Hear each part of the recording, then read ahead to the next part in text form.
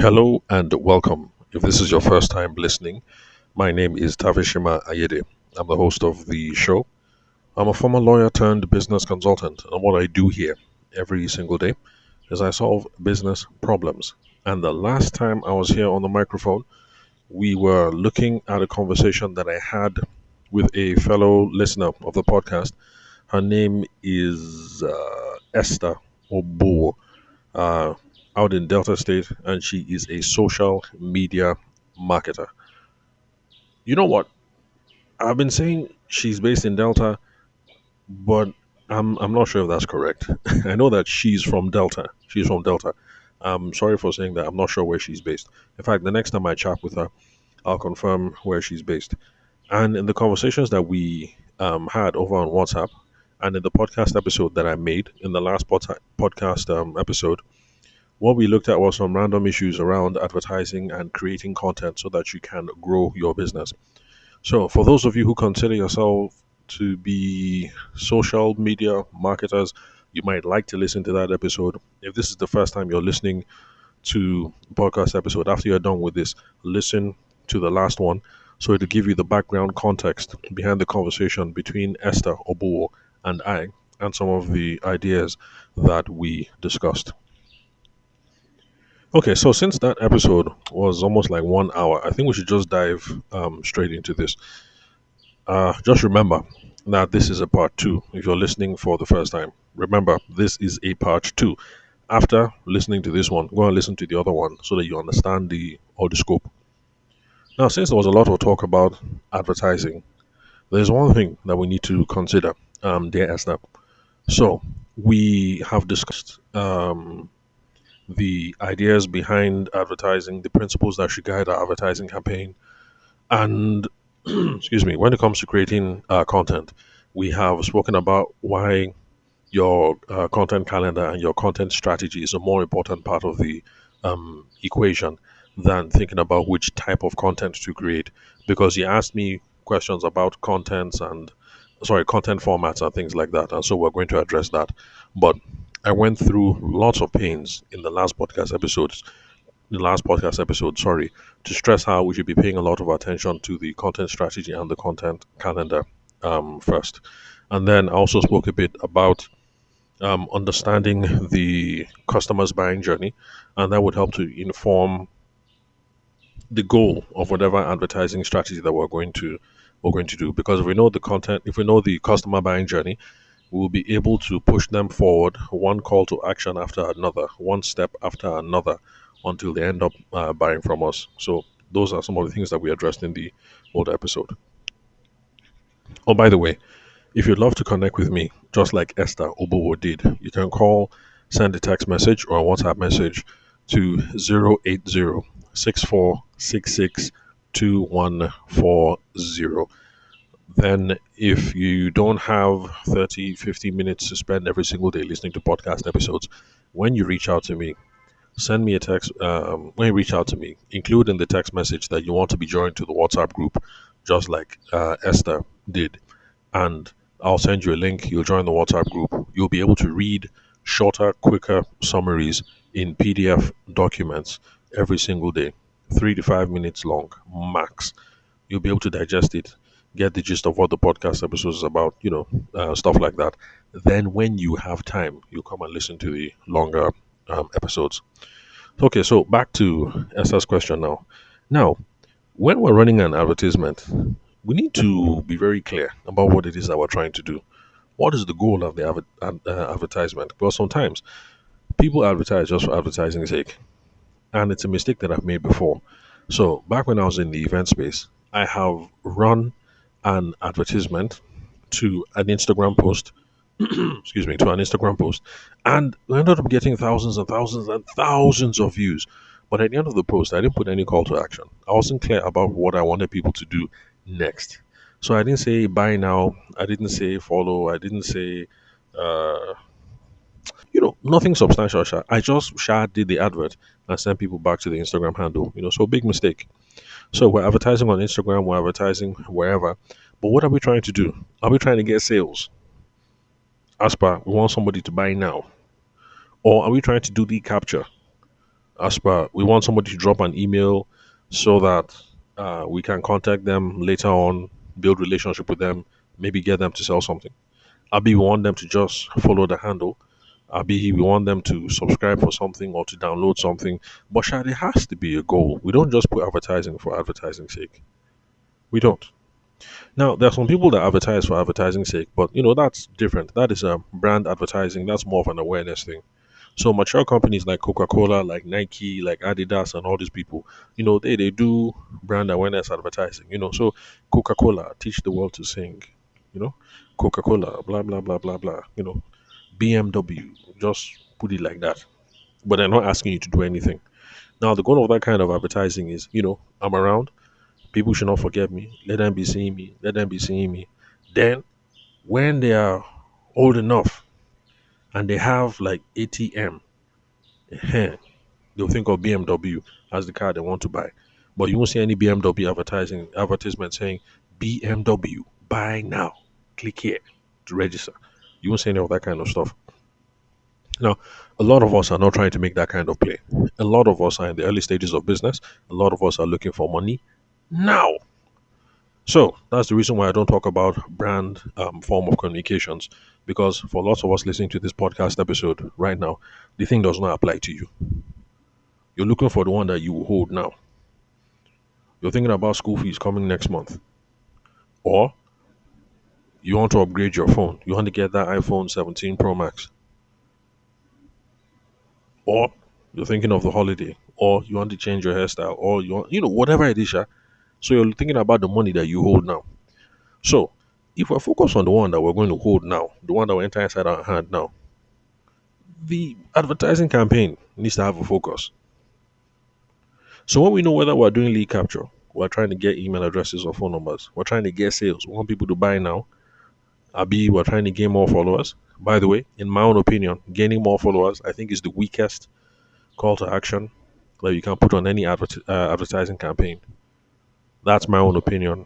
I'm willing to debate it with any other social media marketer. So if you disagree, my phone number is 080-6466-2140. If you disagree, let me know. So follow is the worst. At least if you get somebody to subscribe to something or to download something, or you get a phone number, or you get at least you've done something to bring somebody closer, within your ecosystem, within your ambit, so that you can be pursuing them small. Maybe hopefully one day they end up buying from you. But to gain a follower, okay, they're following you on social media. But now it's not about follower base anymore. It's now about interest media. So you follow people who follow you. You have 50,000 followers, but then for the 50,000 followers, 1% or 2% of them are seeing your post. Like, anyway, let me move on. Excuse me. So, what's the goal of the advertising campaign? Lead capture or sales? But we need to have a focus. It will help us give ideas. Then another thing about people who want to advertise on Instagram and places like that. A lot of times, people who want to advertise, you're in the early stage of your business, right? And you don't have any credible online assets, no credible digital assets. When I say credible, I mean something that'll make you look, make you look sweet, something that'll make you look appetizing, something that'll make you look like, juicy. You get. So you want to run advertisements, but then your Instagram page is dead. You've been in business for 1 year.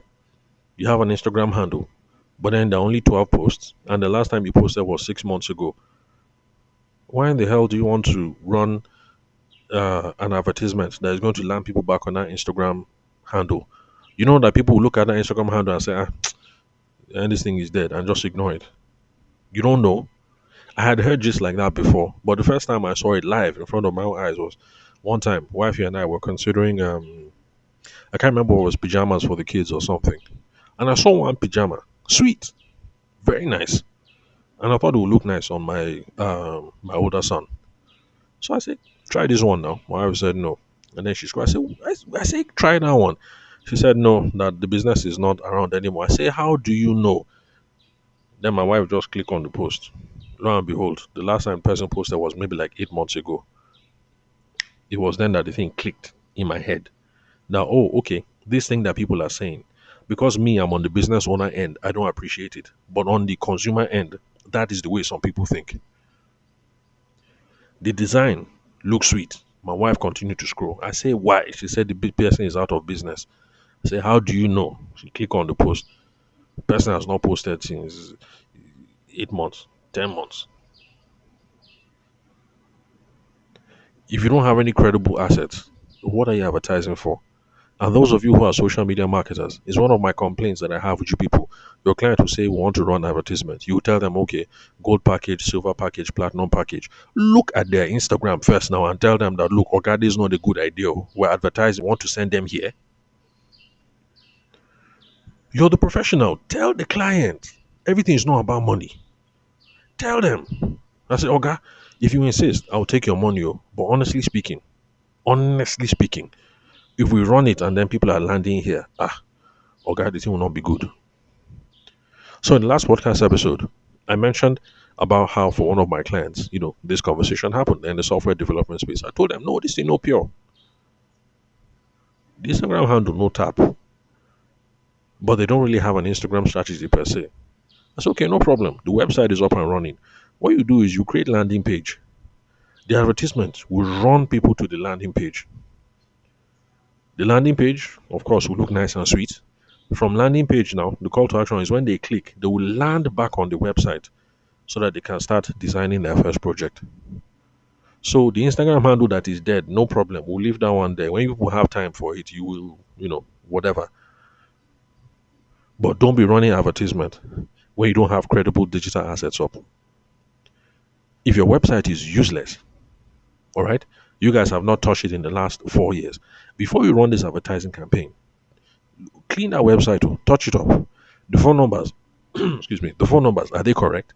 The information there, is everything correct? If it is because of sales, then all those links, buy now, add to cart, everything, are all those things working? Okay, pay now. Is everything working on that site? Also, the problem I have with you digital marketers, you won't tell your clients these sort of things. You tell them, why gold package, silver package, this package. We advertise like this, we'll get 1 million views. Advertise that you get 2 million views. Then when everything is not working, you will now say that, oh, it's not my fault. The campaign was beautiful. It's just that the site was broken. Why didn't you tell the guy first? These are the things that people do that give us all a bad name. That's why they think all of us are fraudsters. That we collect money and we don't deliver the results. So the website, is it tap? Is it working? The landing page, have we designed it? How is the flow? Everything is flowing nice. What's the call to action? When they move from here to here, where would they move next? The Instagram, is it alive? Is it dead? Is it popping? Is it not? You don't have credible digital assets. You run advertisements. You waste money because none of these assets I've spoken about have the credibility, the believability to pull somebody in. Okay.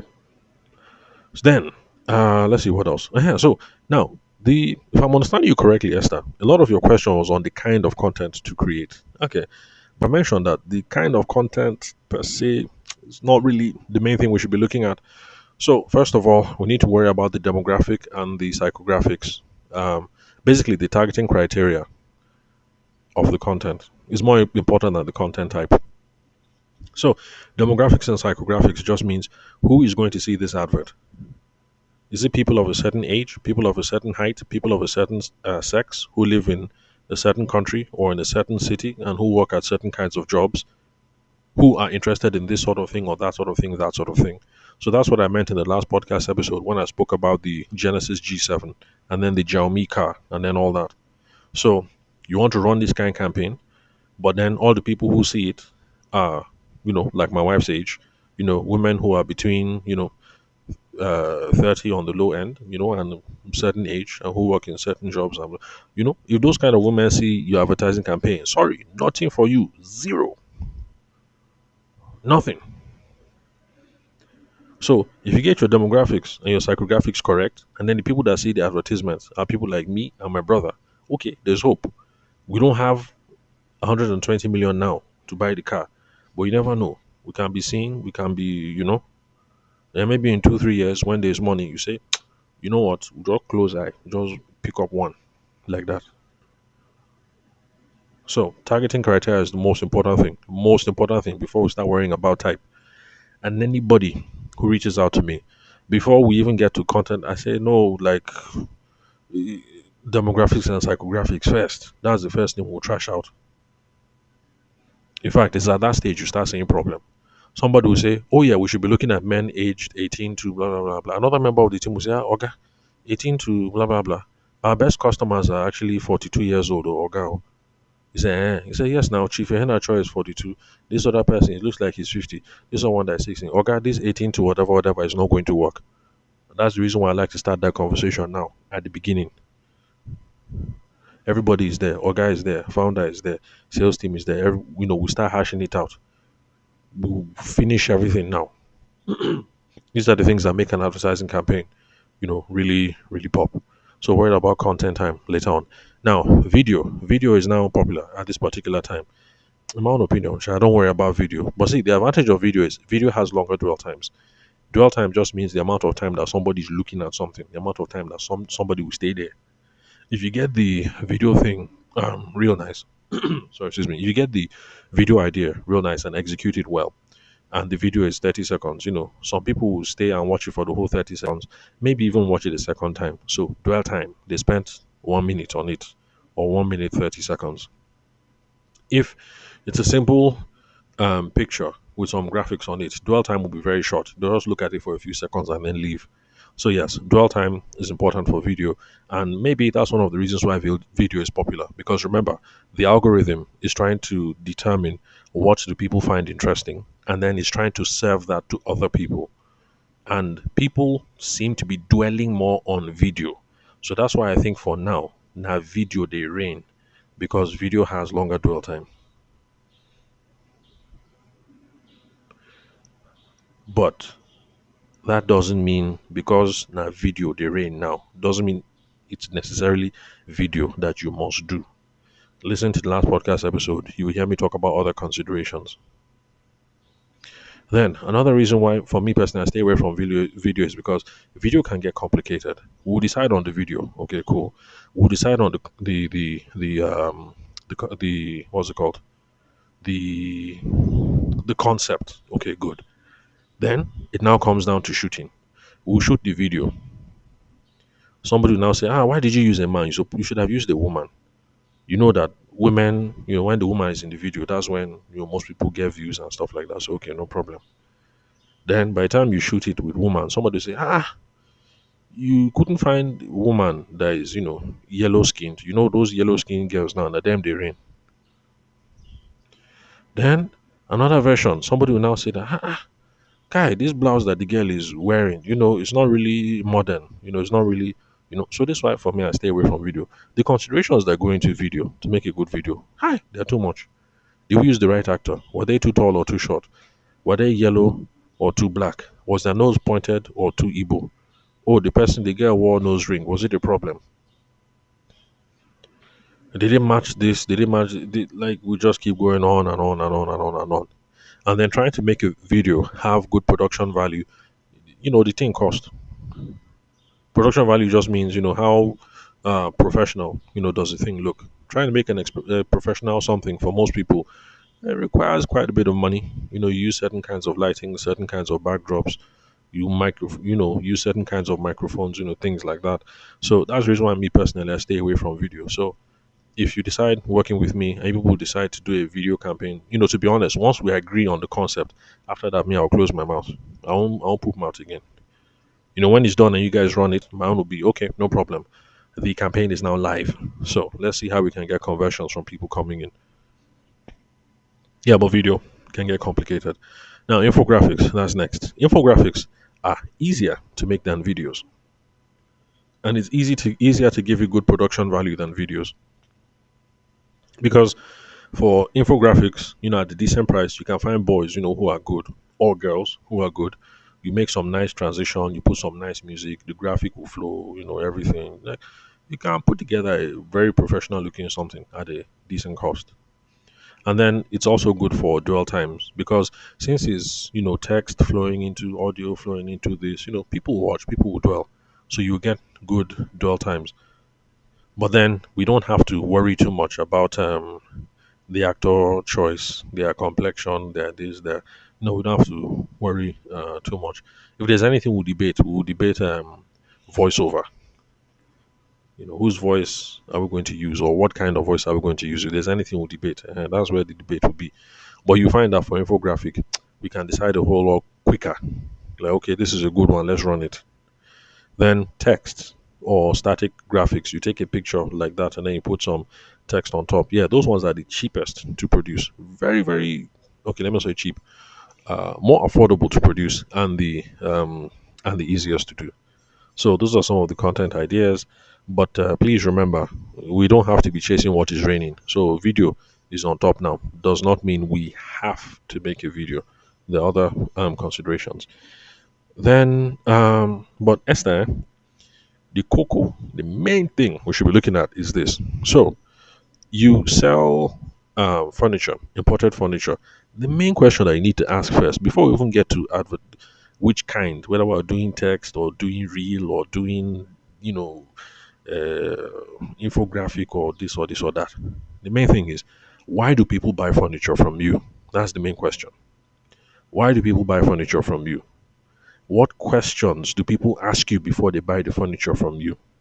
After people buy furniture from you, what kind of feedback do you get? What kind of praise do you get? What kind of complaints do you get? What kind of questions do you get? After service sales questions do you get? What kind of after sales? Excuse me. Excuse me. So, what kind of after sales issues arise? Now, it is all these issues now, all these things coming up. Why do they buy? What questions do they have after they bought? What was the experience? What was the question? What are the issues? You should be making content around these issues first. You should be making content around these issues steady. When you're in the habit of making content around all these issues, when the time comes and people say you want to run advertisements, you will have much more clearer ideas of what it is that you need to say. So if people like, excuse me, if people buy a certain kind of recliner from you because it is, gosh, I don't know. Sorry, I don't know anything about furniture. Um, hmm. Okay, let's say people buy a certain kind of a recliner from you, Abby. Should I say recliner, Abby bed sheet? Okay, let's say people buy certain kinds of a bed from you, but the lining of the bed is Egyptian cotton, and so because of that, Egyptian cotton is nice. It's very, very soft, very silky. So if you sweat, the mattress doesn't come. Like maybe it gives a very luxurious feel. That kind of thing. If that is what people have been telling you since you got to this company, you're selling that. Oh, this is why we love this chair. Oh, the Egyptian cotton. Oh, the Egyptian cotton. Oh, the Egyptian cotton.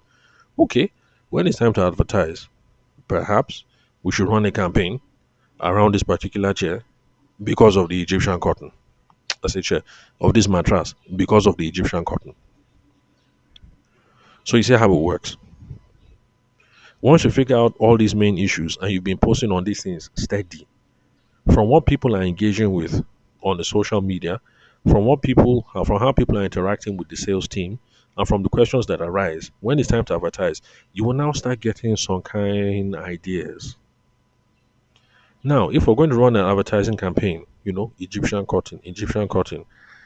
Okay, now we can see that if we're going to do this Egyptian cotton thing, maybe a text based something won't work.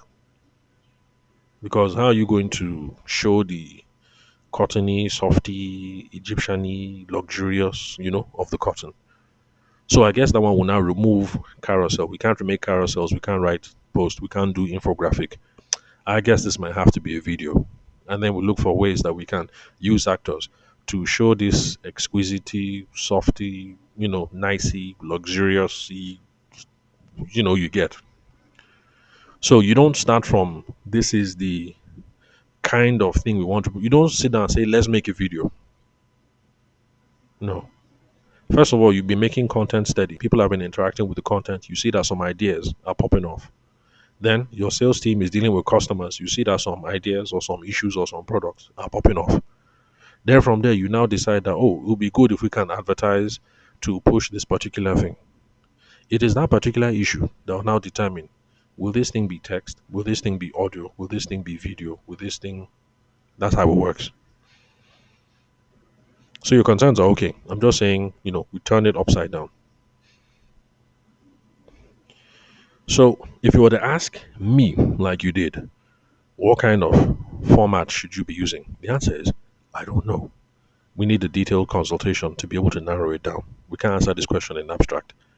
If you ask me, what kind of thrust should the advertising campaign have for selling your imported furniture? The answer is, I don't know. We need a detailed consultation because there are too many issues in abstract to tackle. As I've spoken now, you've heard some issues. If you listen to the last podcast episode, you heard some issues. So, final thoughts. Main thing, you have to ask yourself, Esther, and ask your guy who you work for. You have to ask them before you start putting pen to paper or you start recording any single thing for the advertising campaign. Why do Nigerians buy imported furniture? That's the main question. Okay, you've been in business for 5 years, blah, blah, blah, blah, blah. Why do you think people buy from you? Oh, you think so? How come? Oh, did any particular customer say this? Okay, okay. Can I have a phone number? I hope you don't mind me calling. Let me interview her. I want to interview a few people, get some ideas before we start this campaign. That's the conversation, Esther, that you need to have with your guy. Why do Nigerians buy imported furniture? Why do Nigerians buy from us? Some people are buying for superior finishing, like the finishing is on point. That you can see that this thing just came out from the factory looking bam. If that's it, and if that's what your customers are telling you, okay, no problem. Now we're having some ideas for advertising campaign. So can you see in this case that infographic might not work? Maybe you might need some video where you're panning the length of the couch, excuse me, panning the length of the couch or whatever, so that people can see the immaculate stitching and see the leather up close, or stuff like that. But the main question, why do Nigerians buy imported furniture? Why are Nigerians buying these things from us? Excuse me. So is it because of modern design, and the global aesthetic? Sorry, excuse me. So if that's the main reason, okay, it looks like picture can work because you can take a picture one time. Bam! If you light it well, you can set up everything, light up the furniture, light up the whatever, and you can convey that almost see modernity in our inventory, the chairs that we have. Why do Nigerians buy imported furniture? Why do Nigerians buy from you? Do people buy from you because of the convenience? Like, oh, you've already imported it. They don't have to pay shipping fees. They don't have to pay blah, blah, blah, blah, blah. If that's the case, oh, okay, you're removing the friction. If that's the case, then maybe one picture, a few pictures, you now put infographic, and then some of the text there will be how, um, deliveries within 3 days and no need for import stamp duty and this and this and that and that, So can you see? But you ask yourself first, why do Nigerians buy imported furniture? Why do Nigerians buy from us? If it's a matter of, prestige and social status, and things like that, okay, maybe you shoot a campaign with some, I don't know, somebody that is high up there. Maybe you can get a picture of Obi Kubana. Abi, is it Grand Kubana? Abi, what's his name? If you get a picture of him sitting on one of your chairs, okay, maybe. But you ask your Oga, and you guys will think, why do Nigerians buy imported furniture? Why do people buy from us? If you have some high tech things, multifunctional things, and yes, there's some Nigerians that like that kind of thing because I went to my cousin's house and his wife was sitting in one chair. And then, she stood up and she left to do a couple of stuff. And then she came back again. And then I was like, I say, let me not use her real name. Okay, let's say Selena. So I was like, Selena is like, you like that chair? She said, yes, oh, that is my chair. Then as I am now, this thing is giving me massage. I say, as you're sitting down like this thing is giving me massage. She said, yes, now. Now my back is paining me. The thing is giving me massage, something, something, something. So I said, okay. I said, let me try it. She said, okay, no problem. I sat down. Lo and behold, I'm telling you, I don't know how that chair worked, but we just push one button, then something just started pressing my back, pressing my back, pressing my back. She said, "No, put your head down, put your head." I was afraid. Say, "Put your head down, relax, relax." I relaxed. Next thing, the thing was now pressing my neck, pressing my neck. So yes, there's some Nigerians who buy stuff like that, massage chair. Yeah. So my cousin and his wife, they have one of those. You sit down. By the time you lean back, something will come out from under. Just raise your leg. Then the thing will now just be doing zoom, zoom, zoom, zoom, zoom, zoom, zoom. Just be massaging your back like that. So, if that's the kind of stuff that people are buying from you, and if those are the reasons why people are buying from you, that's where we start getting ideas about what kind of advertisement that we're going to run or what kind of format we're going to use. But still, you get the point, Esther. The main question will be, why do Nigerians buy imported furniture and why do people buy from us? So, talk to your Oga. In the conversations that you have with the Oga, also be talking to the sales team. The sales team are the people who are on the floor when customers come and they're asking questions. So make sure the sales team are there when you and Oga are discussing, because they will also give feedback. Because you say one thing, Oga will say one thing, the sales team will say, "Oh, no, Oga is not like that, or it's like this, and this is why." So their input is also important. Don't ignore the sales team. Both the people that stay in the floor, if you have people that go to offices and then try and sell, both the one that stays on the floor and the people who go outside to go and sell, make sure that when you and Oga are discussing, Esther, make sure that those boys and those girls are there. Their input is also very, very important. So from all these conversations now, we'll get good content um, ideas. Not just content ideas for the social media that was supposed to be dropping, 2, 3 times a week, but also ideas for the campaign. So, summary, the answer to your final question is, I can't give you any good ideas. I can't. We need a detailed consultation. There are too many issues that we have to juggle, and we cannot juggle these issues in abstract. So, for other people who are social media marketers in Esther's situation, you're a social media marketer, you work for an Oga and they sell cars or they sell furniture or they sell diesel or they sell whatever, you can see that it's not that simple. Oh, video is raining. Let us shoot a video with a trendy music, and because of that, we'll get sales. It's not that simple. So, content strategy, content calendar comes first for all the things that you publish 2, 3, 4 times a week. That should be built on the kinds of questions that your customers, the kinds of questions and issues that your customers deal with, relating to your own product or to your own service. And then, last, when we now say, okay, we want to run an advertisement, you have to ask, why do Nigerians buy XYZ? So if you sell shrimp, the question to ask if you're a social media marketer is, why do Nigerians buy shrimp? Or why do people buy shrimp from us? And that's what will determine. Like my wife likes to buy shrimp from one particular place. Now I don't like fish. So as far as I'm concerned, I'd rather just go to the open market and then buy shrimp. But my wife has said, and one of her friends has said, that if you go to the market and buy shrimp, that is just water. I said, what do you mean it's just water? What they said was, by the time you take this one and you put it in the frying pan, everything will just less. That thing will just shrink. That the water will just come out. That what you're looking at is ice. It's not really shrimp. But then if you buy from this place, from this other place, I don't want to call the name of the business. Now what you see is what you get. Now you see that pink juicy shrimp. By the way, me, I don't like shrimp. If I put shrimp in my mouth, I'll just vomit. But say you see this one that when you fry it and you chew it, heavenly. That's what they said. Heavenly. But for me, if I chew shrimp, vomit. So if you now, as a social media manager for the shrimp place, your customers are telling you that everywhere else when we buy shrimp, it's just water that is inside. It's just water that is inside. Your own shrimp, what you see is what you get. Heavenly. Can you see? We now have ideas for advertising campaign. In fact, you're even getting some words. If you talk to 20 customers, 12 of them say your shrimp tastes heavenly. What are you waiting for again? Is it not to put in your advertising campaign that our shrimp tastes heavenly? If you talk to 20 customers, 15 of them say all those other shrimp, that's also water.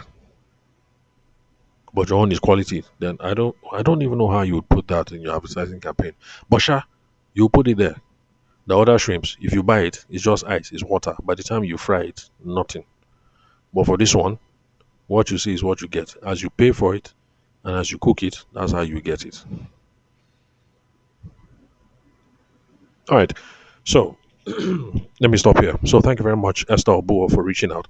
And it's my hope and my prayer that other people who've been listening along to the conversation, the prior conversation and this conversation, excuse me, that they'll get some ideas about how they can improve their social media marketing for their current business.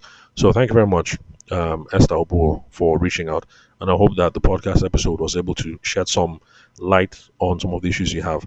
Then I'm also hoping that after listening to this podcast episode, part one, which came before, and part two, which is dropping now, as you're listening to this thing, this is the part two. What I'm expecting is that you will get some ideas to execute immediately. What I expect you to do, Esther, when you're done is send me a message again on WhatsApp. You already have my number. And then you tell me what you liked about the episode. You also tell me what you didn't like about the episode so that I can tackle that. Then you would tell me that when I learned, I heard one, two, three. This number one, I really, really like it. And I'm going to start doing number one. What's today? Today is a Thursday, Abby. Let me check my watch. Okay, today is Wednesday. What I want to hear from you, Esther, is you say, tomorrow, Thursday, 9 o'clock, this is what I'm going to do. That's what I want to hear next. So, thank you very much for reaching out. For anybody else who wants to connect with me, the number to call, to send a text message or a WhatsApp message to is 080